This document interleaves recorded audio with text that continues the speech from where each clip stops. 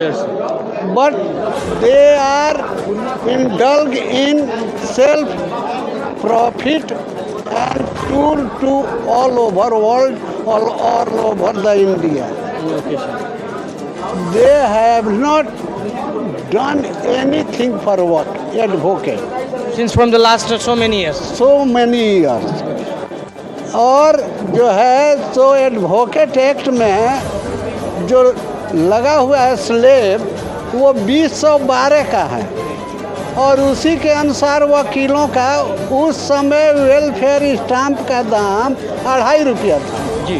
आज welfare stamp का दाम जो है सो 25 रुपया हो गया मगर उसके अनुसार वेलफेयर जो स्लेब है उसका अमेंडमेंट ये लोग नहीं किए जी।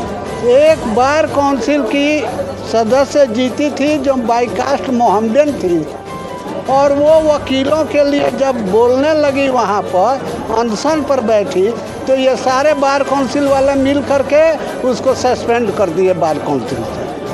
और वेलफेयर जो है सो वेलफेयर स्कीम का जो वकील मेंबर है उसके मरने के बाद उसके वारिस को जो है 7 दिनों के अंदर पेमेंट कर देना है मगर ये लोग जो हैं 7-7 साल दबा करके रखे हैं पेमेंट नहीं होता है तो फिर इन लोगों का क्या काम है।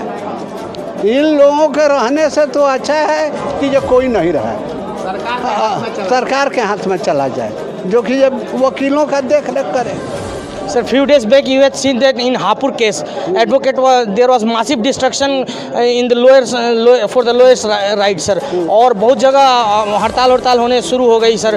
बट सर बताते हैं कि since from the last 30 years the advocate protection bill is still kept pending, sir. Pending है। और जबकि ये सुना जाता है कि सर बिहार ही ऐसा एक राज्य था कि जहाँ यहाँ के अधिवक्ताओं ने सबसे पहले एडवोकेट प्रोटेक्शन बिल को लागू कराने के लिए हिंदुस्तान में मतलब मुद्दा उठाया था। वेलफेयर एक्ट जो है सब बिहार के अधिवक्ता ने ही यहाँ पर एजिटेशन शुरू करके उसे बिहार भर में फैलाया जो जगन्नाथ मिश्र के सरकार में लागू हुआ।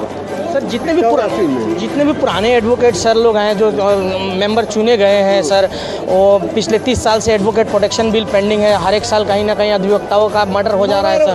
बार काउंसिल के सदस्य किसी भी इशू को लेकर के जागृत नहीं होते हैं सर। कभी नहीं हुए हैं। वेलफेयर एक्ट भी बिहार में बना है उसमें भी बार काउंसिल का कोई कंट्रीब्यूशन नहीं है। लोकल लॉयर लोग एजिटेशन किए और उससे ही वो बिल भी पास हुआ है और इन लोगों का ध्यान सिर्फ अपने पर रहता है वकीलों पर नहीं रहता है। सर अब की बार जो इलेक्शन है उसमें कुल कंटेस्टेंट मोटा मोटी 157 बता रहे हैं सर। जो नया जो युवा जो लड़ रहे हैं सब उनसे क्या वोट दीजिए। वो लोग जो है सो वकीलों की बातों को सुने और उसके अनुसार वकील इंटरेस्ट में काम करें बस उनको यही एडवाइस है। बहुत बहुत धन्यवाद सर आपने अपना विचार रखा। सर आपका क्या नाम हुआ सर? ये राम भक्त सिंह।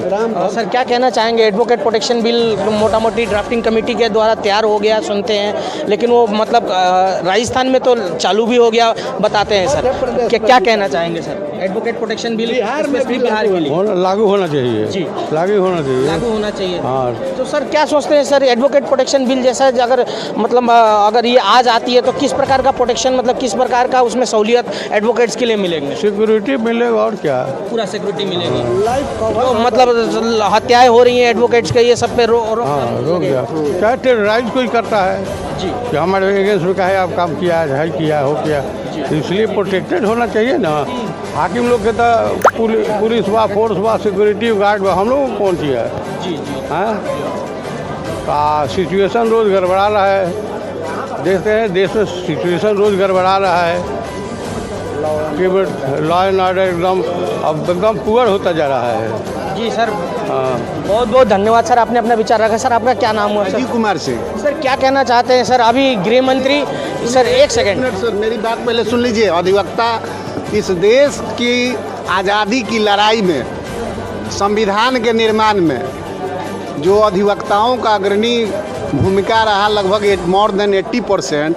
आज वो अधिवक्ता वर्ग समाज में हाशिए में है और इसका कारण सरकार को भी जाता है और जो अधिवक्ता द्वारा चुने गए जो नुमाइंदे जाते हैं उन लोगों का भी है कि अधिवक्ताओं के प्रोटेक्शन एक्ट की बात करते हैं, वो ज़रूरी है, लेकिन फिनेंशियल प्रोटेक्शन की बात होना ज़्यादा ज़रूरी है कि यहाँ अधिवक्ताओं के वेलफेयर की बात होना ज़रूरी है कि नॉन पेमेंट का व्यक्ति, नए लड़के आते हैं और विदाउट किसी सहयोग को उनको स्टाइपन का प्रोविज़न करना चाहिए।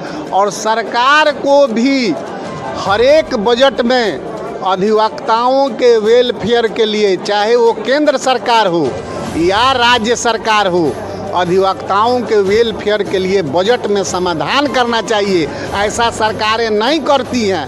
नहीं तो मान लीजिए कि कॉन्स्टिट्यूशन का निर्माण अगर अधिवक्ताओं ने किया तो वो अपना बेनिफिट जोड़ देते, लेकिन उस समय अधिवक्ताओं की अच्छे घराने से, अच्छे वर्ग से आते थे, इसलिए उन्होंने कोई प्रोविज़न नहीं किया।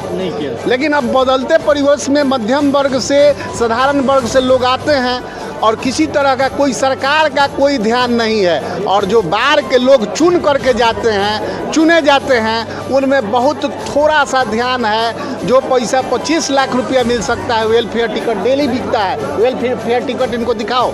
वेलफेयर टिकट एक होता है जो कि अफिडेविट पर साटना है 25 रुपया का, एडवोकेट्स वेलफेयर टिकट है, हज़ारों रुपया का रोज़ पूरे ज़िला में बिकता है। तो हम लोगों का कहना है कि वकील को आइदर रिटायरमेंट और डेथ 25 लाख रुपया मिलना चाहिए, जो कि बहुत कम राशि है। 4 लाख 5 लाख लोगों को मिलता है। आज साटा जाता है, हर एफिडेविट पर 25 रुपये का टिकट साटा जाता है। जिन दिनों 2.5 रुपये वेलफेयर टिकट का दाम था, उस समय में मिलता था 1.5-2 लाख रुपया, फिर 5 रुपया हुआ, फिर 25 रुपया हुआ। उस प्रोपोर्शन में नहीं बढ़ रहा है। और क्या हो रहा है इसका